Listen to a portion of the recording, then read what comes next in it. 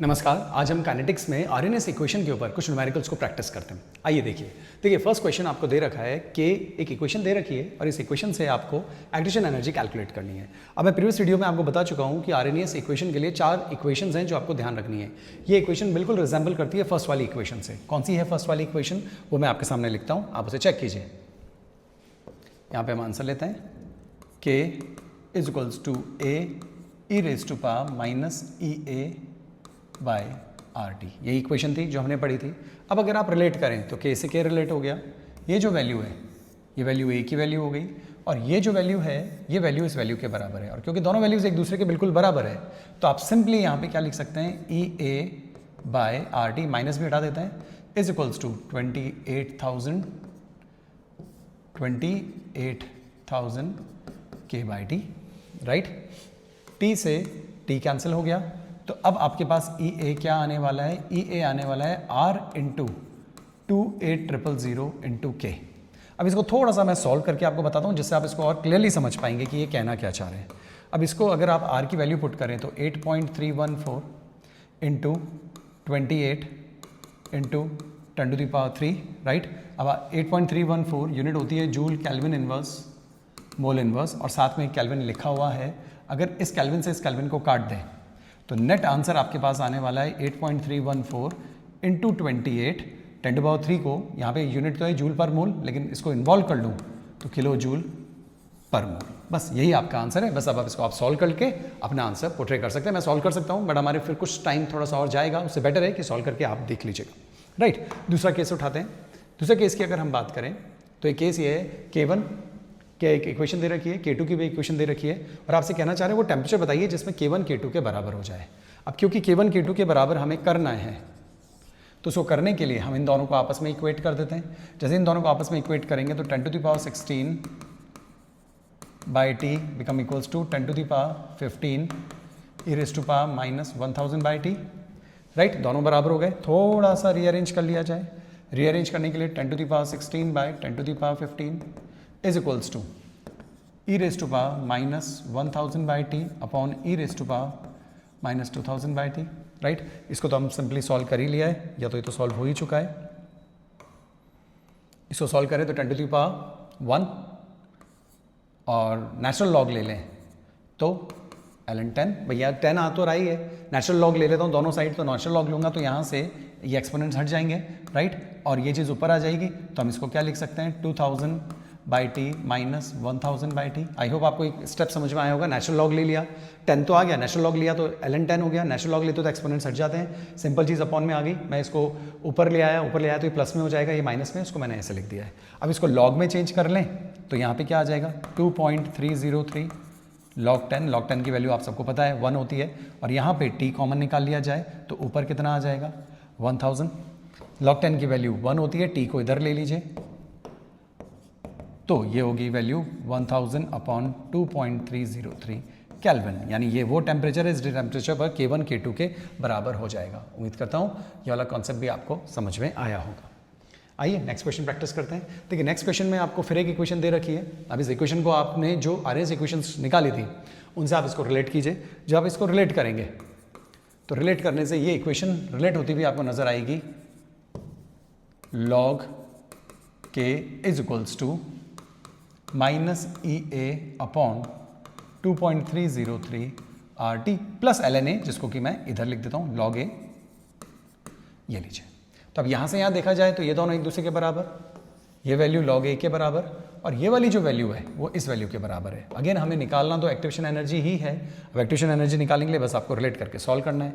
तो EA upon 2.303 RT become equals to 1.25 into 10 to the power 4 K by t, right.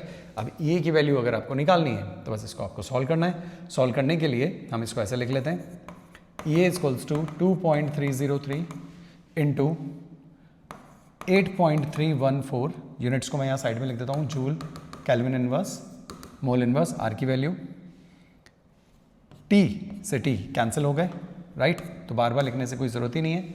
और आगे चलिए 1.25 into 10 to the power 4 और साथ में K भी चल रहा है। अब इस K से ये K कैंसिल हो जाएगा और k से k जब कैंसिल हो गया, सेम जैसा अभी ऊपर किया था, तो नेट आपके पास आने वाला है 2.303 इंटू 8.314 इंटू 1.25 इंटू 10⁴ की जगह 10⁴ कर लेता हूँ, 10⁵ था उसको हटा देते हैं और यूनिट्स हो जाएगी किलो जूल पर मोल में। बस अब आप इसको आप सॉल्व कर लीजिएगा और इसका एक आंसर आपको मिल जाएगा। तो यूनिट्स आ जाएंगी किलो जूल पर मोल में। अभी लास्ट में आप चाहेंगे तो मैं इन सब के आंसर्स लिख दूंगा, जैसे कि आप चेक कर पाएंगे कि आपने सही किया है कि गलत किया है। राइट, आइए एक क्वेश्चन और प्रैक्टिस करते हैं।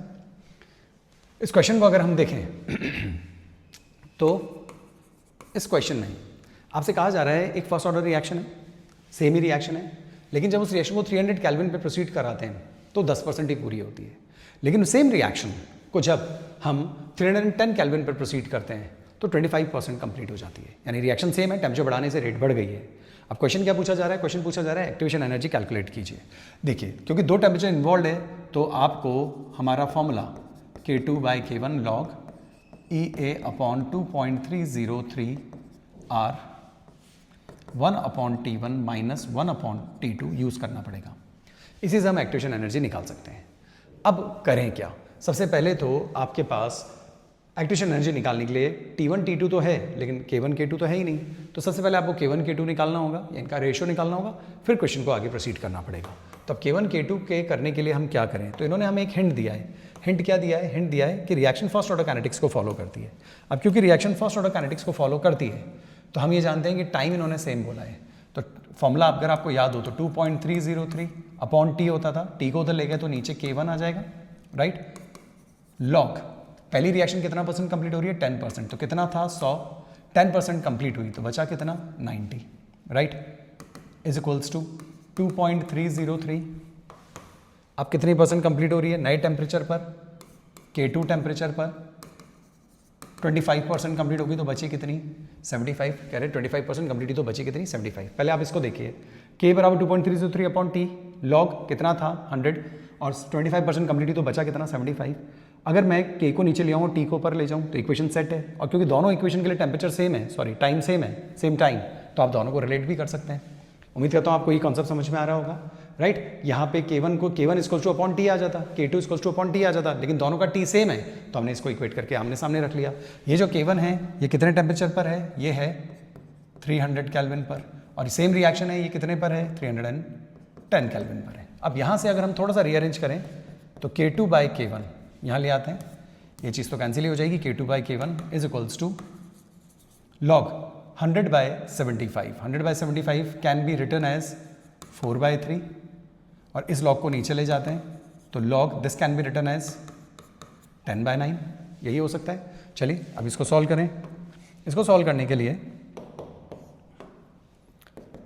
log 4 माइनस log 3 कर सकते हैं। log 4 minus log 3, log 4 is 0.6, log 3 is 0.477 मतलब 0.48 अपॉन log 10 इज 1 और log 9 is 3 into 3, log 3 into 3 is 9 यानी log 3 प्लस 3 पॉइंट इसका डबल करना है तो 6, 5 भाई 8 और 8 16, 9 और ये 0.96। राइट, इसको थोड़ा सा सॉल्व कर लेते हैं तो 0.60 मान लेते हैं। तो इसको K2/K1 equals to 0.60, 10 minus 8 2, 5 minus 4 1, okay 0.12 upon 1 minus 0.96 तो 1.00 कर लीजिए, 0.96 तो 0.04। अब 0.04 से तो साफ ही नज़र आ गया कि ये कितने टाइम्स आ रहा है? 3 टाइम्स आ रहा है। राइट, तो ये जब 3 टाइम्स आपके पास आ गया है तो K2/K1 की वैल्यू आपके पास आ चुकी है। अब K2/K1 की वैल्यू आपके पास आ गई तो अब इस क्वेश्चन को अब हम यहाँ पे सॉल्व कर लेते हैं। अब यहाँ पे अगर हम सॉल्व करें तो this is log 3 EA/2.303 into 8.314 upon T1 T2 एक है 300, दूसरा है 310 और 310 और इसमें से इसको माइनस कर देंगे तो 10 ही आ जाना है। बस अब आपके लिए इजी हो गया है। अब इस क्वेश्चन को अगर आप सॉल्व करें तो अब आपके पास EA की वैल्यू जो होगी log 3 is 0.48 into 2.303 into 8.314 into 300 into 310 upon EA ये मल्टीप्लाई होकर दिस अपॉन 10। बस अब आपको इसको सॉल्व कर लेना है। 10 से 10 इसको तो हटा ही दीजिए log 3 की वैल्यू इससे मल्टीप्लाई हो गई और अपॉन 10, राइट। अब जब आप इसको सॉल्व कर लेंगे तो आपके पास जूल पर मोल में एक आंसर आ जाएगा, जिसको आप किलो जूल पर मोल में भी कन्वर्ट करके आंसर अपना दे सकते हैं। मैं अभी लास्ट में आंसर्स देखकर लिख दूंगा, राइट। चलिए, तो उम्मीद करता हूँ ये कॉन्सेप्ट भी आपको समझ में आया होगा। लास्ट और देख लेते हैं, ये क्वेश्चन आप कीजिएगा, बस मैं आपको एक इन्फॉर्मेशन दे देता हूँ कि करना कैसे है वो आप देख लीजिए। देखिए, ये कह रहे हैं एक रिएक्शन कितना तेजी से जाएगी अगर हम उस रिएक्शन का टेम्परेचर 0 डिग्री से 25 डिग्री कर दें, मतलब 25 डिग्री का एक रिएक्शन का टेम्परेचर बढ़ा दें, जैसे एक्टिवेशन एनर्जी 65 किलो जूल पर मोल हो, तो बताइए ज़रा उस रिएक्शन की रफ्तार कितनी हो जाएगी। अब देखिए, रफ्तार बताने के लिए सिर्फ आपको K1 K2 का रिलेशन बताना होता है कि K2 कितने टाइम्स बढ़ जाएगा। अगर इस क्वेश्चन को सॉल्व करने के बाद K2 जो होता है, मान लीजिए वो 11 टाइम्स ऑफ K1 आता है, तो आपको ये कहना होगा कि रिएक्शन स्पीड इंक्रीजेस कितने टाइम्स, 11 टाइम्स। तो 11 टाइम्स बढ़ गई। तो कभी भी आपसे ऐसा बोला जाता है ना, तो उस तरीके को आप ऐसे यूज़ कर सकते हैं। कभी कभी ऐसा भी बोला जाता है, मतलब मैं तो एक आइडिया दे रहा हूँ आपको, अगर K2 इज इक्वल्स टू, अगर ऐसे लिखा आ जाए 4 टाइम्स ऑफ K1, तो हम इसको क्या बोलते हैं, हम इसे कहते हैं रेट क्वाड्रुपल्स। क्वाड्रुपल्स मतलब 4 गुना बढ़ गई, राइट, क्योंकि 4 टाइम्स हो गई। अगर K2 ट्वाइस ऑफ K1, तो हम इसको कहते हैं डबल्स, यानी रेट डबल हो गई, तो इस जगह रेट डबल्स बोला जाता है। अगर ऐसा कुछ हो तो रेट क्वाड्रुपल्स बोला जाता है, राइट, क्वाड्रुपल्स, रेट डबल्स। अगर ऐसा हो तो रेट क्वाड्रुपल्स, ऐसा हो तो रेट डबल्स, और अगर ऐसा हो तो रेट n टाइम्स बढ़ जाती है। अगर इस क्वेश्चन को देखा जाए तो इसका आंसर ये आने वाला है। आप वापस जो इक्वेशन हमने लगाई है उस इक्वेशन में वैल्यूज पुट करके सारी आप क्वेश्चन सॉल्व कर सकते हैं। बस एक चीज़ का आप हमेशा ध्यान रखिएगा, जो कि बहुत इंपॉर्टेंट बात है, वो ये कि आप इक्वेशन तो लगा देंगे log K2 by K1, relationship भी निकाल लेंगे, A/2.303 R 1/T1 - 1/T2, that's great. लेकिन ये ध्यान रहे, यहाँ पे टेम्परेचर हमेशा केल्विन स्केल में रखना है। अगर आपने यहाँ डिग्री सेल्सियस रख दिया जैसा कि क्वेश्चन में दिया हुआ है, तो क्वेश्चन का आंसर गलत ही आना है। इसीलिए इस क्वेश्चन को करते समय बहुत ध्यान रखिए, इस टाइप के क्वेश्चन को करते समय बहुत ध्यान रखें कि टेम्परेचर हमेशा केल्विन स्केल में ही होना चाहिए, राइट। चलिए न्यूमेरिकल के आंसर्स को देख लेते हैं। फर्स्ट क्वेश्चन जो था वो हमारा यही था, राइट, आई थिंक यही था, यही था। इसके अंदर अगर हमने इसको सॉल्व किया तो ऑलमोस्ट हमारा आंसर तो इसमें आ ही गया है, राइट, और 8.134 × 20, अच्छा ओके, राइट। फर्स्ट क्वेश्चन ये था।